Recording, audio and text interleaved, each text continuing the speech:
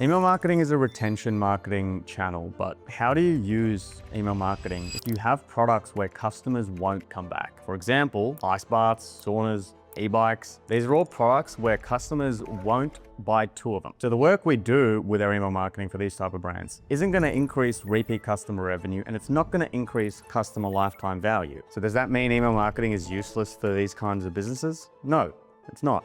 See, the key measure of an e-commerce brand's profitability is the lifetime value to CAC ratio. That is the total margin earned over the life of a customer relative to the cost of acquiring that customer. Generally, the goal of email marketing is to increase lifetime value. But in the case of high AOV brands, we don't expect customers to come back and we can't really increase lifetime value, we can work on the customer acquisition side of the equation. So the first part of any email strategy is getting people's emails, and the way we do that is with a pop-up. We drive high intent traffic to the website through conversion ads, and then we capture people. We show up this pop-up and it says, here's an offer for you. Put in your email to get access to the offer or something. The general benchmark that we want to have for pop-ups is a 10% conversion rate. Compare that with a standard Shopify store conversion rate. It's 1 to 2%. You can see why this is extremely powerful. And there's a few things that contribute to the conversion rate of a pop-up. There's 4 main things. Number 1 is the offer and mobile optimization, quality traffic, and the format of the pop-up. For offers, there's a few things you can do. 10% is like a standard offer that people give. You can make this a dollar figure instead of 10%. You can make it like $50 if you have a $5,000 item and you offer $100 off. Obviously, a lot better for your margins than giving 10%. A few other ways that you can spin this is you can also give discounts, but just frame it as a mystery discount, for example. And you still give 10%, but you just frame it as a mystery and people are more incentivized to put their email in to find out what that mystery is. The key with offers is to keep testing them and just find what works best for your business and your audience. Another one that's really good for your margins is a gift with purchase. Just for the record, I have a complete video on pop-ups that you can watch, but I will skim through this pretty quickly here. The gift with purchase works really well. And the fourth offer, this is really feasible for you if you sell a significantly high volume, if you're doing 8 figures, close to 9 figures, but it's offering a chance for a free refund on your first order. If you do 100 orders a month or 200 orders a month and you sell $1,000 items, you're doing quite big numbers. It might be cheaper for you to refund 1 bike or 1 sauna per month randomly and then make a whole event out of it than it is to offer 10%. You go into a draw to get a free refund or a full refund on your order. If you use this code, you go through your Shopify orders, you refund 1 person and then 1 person gets a refund. Net discount to you is 1% and someone gets all their money back. And people love to gamble. So this is an offer that works well. The key is to keep just testing different offers and see what works best for you. Second thing is mobile optimization. Mobile optimization is really important because most of your shopping is going to happen on people's phone. People see your pop-up on their phone. People read most of their emails on their phones, but specifically for mobile optimization, the key is just to make your pop-up as readable as possible, and the speed of loading is extremely important too. Third factor is quality of traffic. Now, this is not as much something you change, but just for you to note, you can't have a pop-up that converts to 15% or 20% if you're relying on search traffic, on organic search traffic, for example. Paid traffic is significantly higher intent, and generally, if you have higher intent traffic, your pop-up conversion will be higher, and if you have lower intent traffic, your pop-up conversion will be lower. Your pop-up's conversion rate is also a proxy for how high intent your customers are or how high intent your traffic is. So if you turn on a new channel and the pop-up conversion rate drops, even though you've changed nothing, that's probably a sign that the traffic is lower quality. Fourth is format. This is actually less important, but it is worth having. The real value of the format of your pop-up is just so you can capture zero-party data. So for example, if you have a product where you have multiple reasons why people buy, like ice bath in particular, some people buy it for performance, some people buy it for recovery, some people buy it for, fat loss, for example. And if you can have a quiz on your pop-up where you're asking, like, what are you here for? You can personalize your flows with the information. Now, this next section, flows, is the most important part of any high AOV brand's email strategy. And it's because flows will make most of the revenue of your email marketing. You can't make someone want to buy a sauna at a random time, right? You can't really dictate terms for an item that's $5,000 or $10,000. Flows trigger when someone comes to you with intent. You can be ready when someone comes to you with intent, but it's very difficult for campaigns for you to send out a blast and then make someone ready to just drop $10,000. It doesn't happen. So a lot of the work that we do will just come from optimizing our flows. And there's 6 core flows that drive most of the revenue in any Klaviyo account that we work with. And these are the 6. So we want to make sure that we have these core 6 set up: welcome series, browse, abandoned cart, checkout, post-purchase, active on site. And we want to do everything we can to improve the conversion of these flows. There's a few ways to do it. Level 1, personalize the flows. Make conditional splits, personalizing the flows a bit, for example, abandoned cart flows based on regions of your customer. It could be if you sell multiple different products to whatever product they're most interested in. And you have a custom abandoned cart flow for people if you sell, for example, ice bath and saunas, custom abandoned cart flow for ice bath, custom abandoned cart flow for saunas. And they have completely different messaging. There's different reasons why people go buy those products, and you personalize it for those reasons. If you have, for example, only one item, it could be personalizing based on interest. You capture the data on the pop-up of why people are here. You personalize it based on what they said. You can add conditional splits based on if it's a high AOV cart versus a premium, super high AOV cart, right? $1,000 versus a $10,000 cart.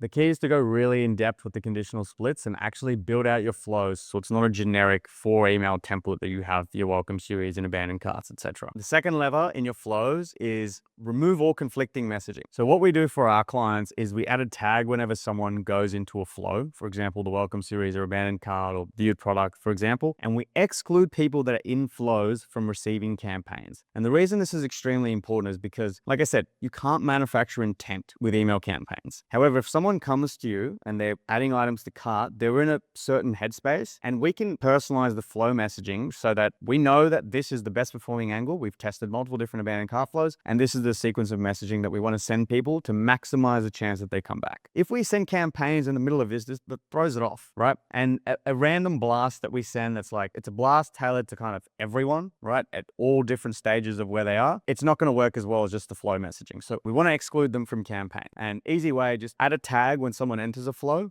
and then when they leave flow, add a tag so that tag is removed. Now, this is generally something that we do for most e-commerce brands, but it's extraordinarily important high AOV brands because most of the email marketing revenue will come from flows versus campaigns. Next thing, you can supercharge your flows once you have them and you've optimized them with server-side tracking. What this means is if they delete their cookies, we can no longer track that they added an item to cart. We can no longer track that they viewed product, and flows won't trigger to those people if they delete their cookies. With high AOV products, they generally have a longer consideration phase. It's really important that we know what people are doing over a longer time horizon. And there's a lot of apps that we can use to kind of reconnect people to their cookies when they delete it. So I delete my cookies. There's external apps like Profit Pig that kind of help find, when I go back to the site, it's like, hey, actually, Milan is this person. Links it to the profile and everything I've looked at over the last 6 months. Generally, they're not cheap. They're not always, worthwhile. But for high AOV brands, these are things worth looking into. The one I recommend is Profit Pig. It's fully compliant and reconnects people to their cookies. Level 4. This is a very, very, very, specific example, but resend the first email of your welcome flow if people don't open it. This is, again, something that we do for most businesses, but it's extremely important for high AOV brands just because what we find, people are most interested to purchase when they join the welcome series, and the welcome series has an offer, and we really just want to re-emphasize that the offer is there and they should use it if they don't see that email. So nothing gets people back like that discount, which they signed up for. So make sure you resend it, modify the subject line and the preview text, and people will go through. Okay, so the next part is campaigns. And with campaigns for high AOV brands, we don't actually want to optimize the conversions. We want to aim for education. And this is a hard reality for a lot of founders to get their head around. But for most e-commerce brands, in general, like standard email marketing practice is we send campaigns every month. We look at what performs best, or every quarter, we look at what performs best, and we do more of what makes money, right? These campaigns made $10,000. These other campaigns as a baseline made $5,000. We want to do more of what made $5,000. And that's kind of the reality. But for high AOV businesses, we don't have enough data that leads to that money. And I want you to just look at this example over here. These are all campaigns that made a range of dollar numbers, like bottom one made $4,000, top one made $9,000. But the common thing between them is that there's only one person that purchased for all of these things, right? So this campaign, like if I was doing standard email marketing campaign iteration, I would make more campaigns that perform like this, that made $9,000. And a lot of brands do this. But the reality is these campaigns are just as good. And the reality of email campaigns is that people don't convert from one email. They just don't. They saw a lot of emails, and then the last campaign that they saw before they purchase That's the one that gets the attribution for the sale. But in reality, it was a sequence of multiple emails that got them to a place where they were ready and buy. It's random luck that it was that particular campaign. They just saw a brand name, they were ready, and they were like, you know what? I'm ready to buy now. I'm going to purchase. For lower AOV products, right? Let's say we have an AOV of $200. We have a campaign that makes $10,000. Our baseline campaign generally does $5,000, right? So normally 25 people purchase whenever we send an email blast. If a campaign makes $10,000, that means we had 50 people purchase. That means 25 more people, because of this angle, purchased. That's a real statistical signal that we can use to make decisions going forward. And it's fine for low AOV brands. But if we sell ice baths, which are $5,000, and a normal campaign makes $5,000, and we have an outlier that made $10,000, it's probably noise. There's not a lot of statistical significance behind this campaign making $10,000 and the angle actually being better. So we don't disregard data completely. Of course, if we do have outliers, we do optimize more towards that. However, with campaigns, we lean a lot more onto the founder's gut, what the founder knows about the customers, what people are saying are their pain points in Reddit groups, in Facebook groups, in reviews. We pay a lot more attention to what customers tell us and the qualitative data rather than the completely numerical data that we see on screen. And it's very easy to just optimize your campaigns towards dollars, but it's not worth doing. Important caveat, this is only true for campaigns. And the reason is we have a range of people on our database. We have people that love us. We have people that forgot who we are. And it is impossible for us to make inferences about those people from just one conversion event. Like, there's so much happening in the background when we're considering who we're sending campaigns to. Whereas with flows, everyone that receives an abandoned cart flow has a lot more in common than everyone that we send a campaign to. So if we draw inferences for flows, we can make database decisions for flows, less so for campaigns. So now, few rules for sending campaigns. Number one, every email, we want to have a headline and call to action above the fold. Here's two examples of brands that do it extraordinarily well. The reason this is important is because most people open emails on their phone, and we want the headline and call to action to be immediately visible at the top of the email when they open it on their phone. We want them to know exactly what the point of the email is, and we want them to see a button, because when people are on their phones, their autopilot response when they see a button is just to press the button, right?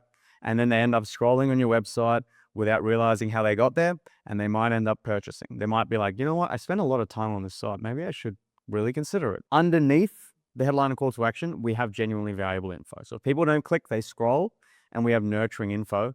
But this is best practice for conversion. Anytime someone's ready, we want to just make it as easy as possible for them to go and purchase. And so headline call to action, immediately visible on top of the fold. Second, send campaigns to an engaged audience, but make the engagement width way larger than you do for a normal low AOV brand. So we send most of our campaigns to the engaged 90-day audience. We send less frequently to the 180-day engaged audience. And then when we have sales, or we can send to the engaged 365 or further, we're allowed to keep people on our database for longer than we would for a low AOV brand. And this is just because the consideration phase for expensive products is a lot longer. Our content is educational. It's genuinely valuable. We're not pushing products as hard as we do as if it was, a $50 product or a $200 item. Number three, again, just iterating, make sure the content is valuable. And what does that actually mean? Here's examples. Lean on proof. Lean a lot more on proof than you would anticipate. So email marketing, just in general, middle and bottom of funnel channel. So when someone signs up to your database, they kind of know who you are. They kind of know what you sell. You do talk about features and benefits, sure, but they've probably seen a lot of that on your ads,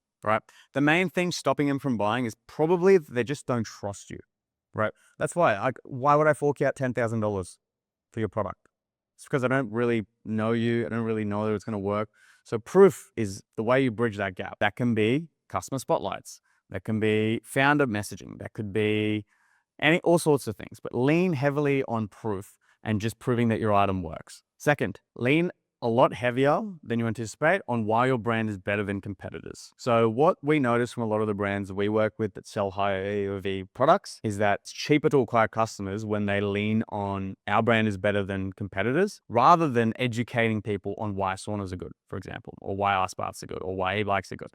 It's more capturing the demand of people who are looking for e-bikes, looking for high AOV products. That as an angle works better than, hey, here's what an e-bike can do for you. You can go to work easier. You can save on petrol costs. That is a much more expensive way to convert customers than, hey, our e-bike is just better than everyone else. And this translates to bottom of funnel as well, because a lot of people, if they're in the market for a sauna or an ice bath or an e-bike, probably going to consider a bunch of different options. And our messaging, we want to just make sure it's crystal clear why we're better than everyone else, why they should choose us. And we do also have messaging on like, what it can do like for more top of funnel, but we lean a lot heavier towards the middle and bottom of funnel messaging. Number 3, lifestyle content. Sell the future self. Again, you can go specifics of the product, but sell the dream. Sell what an ice bath is going to do for you. This is where we go almost into like branded type content or like lifestyle branded message marketing, like some of the big enterprise type businesses do. This is a lot more effective for high AOV brands than it is for low AOV businesses. Sale events. Now, it's very difficult for us to send a campaign and make people purchase now. It's very difficult to manufacture interest or intent when we send a campaign for a $10,000 item, unless it's like, if it's Black Friday or if it's like end of financial year sales, or there's any other cultural event like May Madness, Easter, Christmas, Halloween, whatever. We want to basically leverage every reason we have to run a sale that people could be interested in. I'm not saying discount all the time, not saying run a sale all the time. However, if there was a way to manufacture intent, it is running a sale around strategic calendar events. I would plan a strategy around every sort of calendar sale event and make sure just to push that it could be a discount, it could be a free add-on that you give during these periods, just to incentivize people when they are looking for deals. People are always looking for deals around these times, that they should consider investing in your product as well. So that's all for this video. If you run a high AOV brand, there's a lot of nuances here that we've worked with extensively. It is not like running email for a low AOV product. It's not like running emails for a subscription product. I can do you a free audit if you're interested and tell you what you're doing well in your Klaviyo account and what you can improve and what sort of performance increase that you can expect. So if that sounds interesting, click below. Otherwise, subscribe because I post videos every single week. See you in the next video.